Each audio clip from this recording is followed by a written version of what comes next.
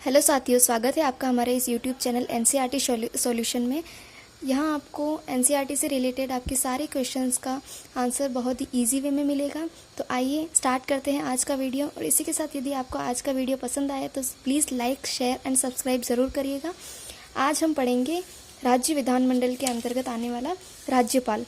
तो अब हम अगर इसकी पृष्ठभूमि देखें तो राज्य सरकार के 3 अंग होते हैं: व्यवस्थापिका, कार्यपालिका और न्यायपालिका। न्यायपालिका में हम देखते हैं कि राज्य में एक न्यायपालिका होती है जो कि राज्य की सर्वोच्च न्यायपालिका होती है, उसे उच्च न्यायालय कहा जाता है। और भारत में अभी वर्तमान में 25 उच्च न्यायालय हैं। व्यवस्थापिका में राज्यपाल, विधानसभा और यदि किसी राज्य में विधान परिषद है तो वो उसका अंग होती है। व्यवस्थापिका के 3 अंग होते हैं: राज्यपाल, विधानसभा और यदि विधान परिषद है तो वो होती है, और नहीं है तो केवल ये दोनों अंग ही व्यवस्थापिका के अंग होते हैं। अगर कार्यपालिका की बात करें तो कार्यपालिका में राज्यपाल, मुख्यमंत्री, मंत्रिपरिषद और शासन सचिवालय आते हैं, जिसमें कि प्रशासनिक पद के अंतर्गत आने वाले सभी पद होते हैं। तो राज्यपाल से हम शुरुआत करते हैं। राज्यपाल क्या होता है? राज्यपाल जैसे कि केंद्र में राष्ट्रपति का पद होता है, उसी प्रकार राज्य में राज्यपाल का पद होता है। राज्यपाल की भूमिका 2 तरह से देख सकते हैं हम। राज्यपाल एक तो संवैधानिक प्रमुख होता है, जिस प्रकार राष्ट्रपति पूरे देश का प्रथम नागरिक होता है, उसी प्रकार राज्यपाल को हम पूरे राज्य का प्रथम नागरिक कह सकते हैं। और सभी जो भी सरकारी कामकाज हैं वो राज्यपाल के नाम से ही किए जाते हैं, वो राज्यपाल द्वारा हस्ताक्षरित होते हैं। दूसरा है केंद्र सरकार के प्रतिनिधि के रूप में। केंद्र हमेशा ये चाहती है कि राज्यों पर उसका नियंत्रण बना रहे और राज्य में जो भी स्थिति है उससे कोई ना कोई उसे अवगत कराने वाला होता रहे। इसलिए राज्यपाल केंद्र का एक प्रतिनिधि होता है जो कि राज्य में रहता है, वहाँ की सारी स्थितियाँ वगैरह देखता है। अगर किसी समय अगर स्थिति विपरीत चली जाती है, जो संवैधानिक नियम है, संवैधानिक कानून है, उनके विपरीत चली जाती है, तो राज्यपाल राष्ट्रपति से राष्ट्रपति शासन लगाने की सिफारिश भी कर सकता है। प्रत्येक राज्यपाल में एक राज्यपाल होता है, लेकिन 7वें संविधान संशोधन के अनुसार अगर एक राज्यपाल किसी 2 राज्यों का सम्मिलित राज्यपाल हो सकता है, ये केंद्र निर्धारित करता है। राज्यपाल राष्ट्रपति द्वारा नियुक्त होता है, ये अनुच्छेद 155 में बताया गया है, और राष्ट्रपति ही इसे हटा सकता है।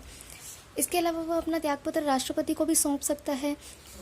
राज्यपाल को 1 से अधिक बार नियुक्त किया जा सकता है। किसी भी राज्य का अगर राज्यपाल है तो उसे 1 से अधिक बार नियुक्त किया जा सकता है। जब उसका पद समाप्त हो जाए तो उसे पुनः नियुक्ति का पात्र होता है। साथियों, अगर आपको स्क्रीनशॉट लेना है तो आप ले सकते हैं। 1 सेकेंड, हम आगे बढ़ते हैं। राज्यपाल का वेतन। राज्यपाल का वेतन कितना होता है? राज्यपाल का वेतन वित्त अधिनियम 2016 के अनुसार, जो कि 2018 में लागू हुआ था, उसके अनुसार राज्यपाल का वेतन 3.50 लाख रुपए होता है। इससे पहले ये वेतन 1,10,000 रुपये था। राज्यपाल की नियुक्ति का ये जो कॉन्सेप्ट है हमने कहाँ से लिया है?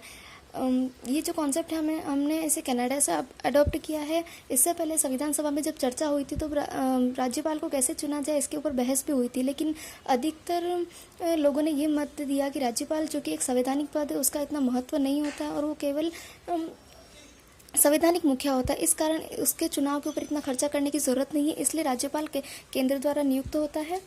उसकी योग्यता क्या होती है? कोई व्यक्ति राज्यपाल बनने की उसकी क्या योग्यता है ये देखते हैं, तो वो भारत का नागरिक होना चाहिए और उसकी आयु 35 वर्ष पूरी हो चुकी हो। ये इसका उल्लेख अनुच्छेद 157 में किया गया है। शपथ। अब राज्यपाल शपथ किसके समक्ष लेता है?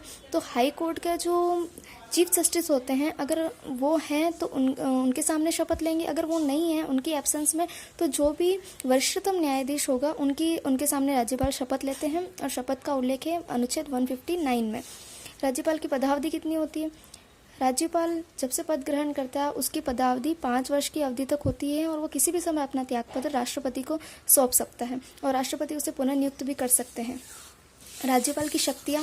राज्यपाल की शक्तियों को हम 4 भागों में बांट सकते हैं।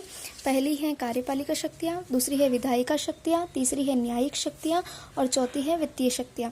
कार्यपालिका शक्तियाँ में राज्यपाल का दायित्व होता है कि वो मुख्यमंत्री, विधानसभा में चुनाव होने के बाद जो भी बहुमत दल का नेता होता है उससे मुख्यमंत्री चुना जाता है, और मुख्यमंत्री की सलाह पर राज्यपाल अन्य मंत्रियों की नियुक्ति करता है। इसके अलावा राज्य का राज्यपाल राज्य के महाधिवक्ता, राज्य निर्वाचन आयुक्त, राज्य लोक सेवा आयोग के अध्यक्ष और सदस्यों की भी नियुक्ति करता है। राष्ट्रपति से वो संवैधानिक आपातकाल की सिफारिश भी कर सकता है। यदि उसे लगे कि राज्य में ऐसी परिस्थितियां उत्पन्न हो गई है कि अब शासन चलाना संभव नहीं है, तो इस स्थिति में वो राष्ट्रपति से आपातकाल की सिफारिश कर सकता है। इसे राष्ट्रपति शासन कहा जाता है और वह सभी विश्वविद्यालयों में कुलपति की नियुक्ति करता है। इस वजह से ये राज्यपाल जो सभी विश्वविद्यालयों का कुलाधिपति होता है और उस कुलाधिपति होने के नाते वह सभी कुलपतियों की नियुक्ति करता है। विधायिका शक्तियाँ देखते हैं। राज्य विधानसभा के वह सत्र आहूत कराता है और उनका सत्रावसान भी करता है। सत्र आहूत कराना मतलब कि बैठक होती है, कई दिनों की एक बैठक होती है, उसे बुलाने का काम करता है और उसे वापस डिसॉल्व भी करता है। विधानमंडल द्वारा पारित कोई भी विधेयक है, जब विधानमंडल का कहने का मतलब है कि यदि केवल वो एक सदनीय अर्थात विधानसभा है तो विधानसभा द्वारा पारित विधेयक, और अगर केवल वह विधान परिषद भी है तो इन दोनों द्वारा पारित विधेयक जो हैं वो राज्यपाल के पास जाते हैं और अगर राज्यपाल इसे अपनी स्वीकृति देता है तो ही वह अधिनियम कानून बन पाता है, तो ही वह विधेयक अधिनियम बन पाता है। विधान परिषद यहाँ पे ध्यान दीजिएगा, ये विधान परिषद की बात हो रही है। विधान परिषद के 1/6 सदस्यों की नियुक्ति करता है जिन्हें कला, विज्ञान, समाज सेवा, सहकारिता और साहित्य में विशेष अनुभव हो। और इससे विधानसभा के पहले वह चुनाव बाद के पहले सत्र को भी संबोधित करता है। जब भी चुनाव होते हैं तो उस सरकार का जो पहला सत्र होता है उसको संबोधित करता है, उस विधानसभा के पहले सत्र को संबोधित करता है। साथ ही हर वर्ष के पहले सत्र जो कि बजट सत्र होता है उसे संबोधित करने का कार्य करता है। न्यायिक शक्तियाँ। राज्य विधि के विरुद्ध अगर कोई भी किसी ने अपराध किया है और उसे कोई सज़ा मिली है तो राज्यपाल को ये अधिकार है कि वे इसे क्षमा कर सकते हैं, वे उस सज़ा की प्रकृति बदल सकते हैं, वो उस सज़ा को स्थगित कर सकते हैं, साथ ही वे उस सज़ा का लघुकरण कर सकते हैं।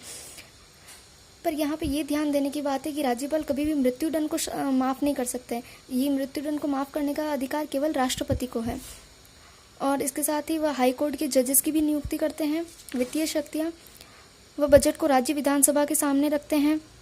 इसके साथ ही धन विधेयक उनकी स्वीकृति के बाद ही विधानमंडल के समक्ष रखा जाता है और वह प्रत्येक 5 वर्ष में पंचायतों और नगर पालिकाओं की वित्तीय स्थिति की जांच करने के लिए वित्त आयोग को नियुक्त करते हैं।